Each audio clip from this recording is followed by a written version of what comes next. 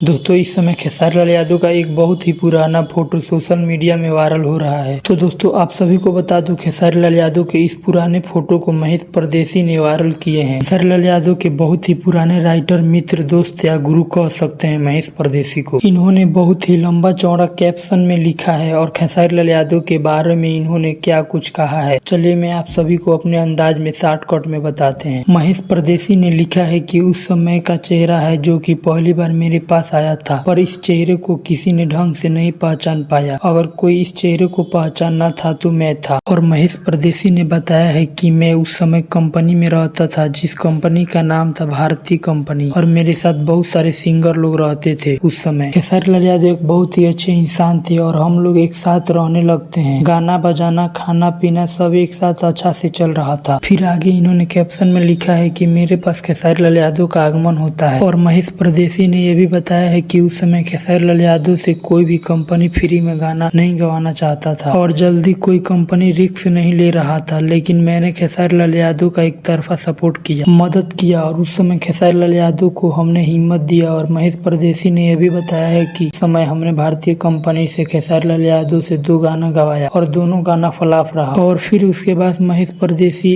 एक और गाना खेसारी लाल यादव से गवाते हैं और खेसारी लाल यादव का यह गाना एकदम सुपर हिट हुआ और यहीं से खेसारी लाल यादव का किस्मत जग गया। तो दोस्तों वीडियो कैसा लगा कमेंट करके जरूर बताइएगा। मिलते हैं आपसे अगले वीडियो में।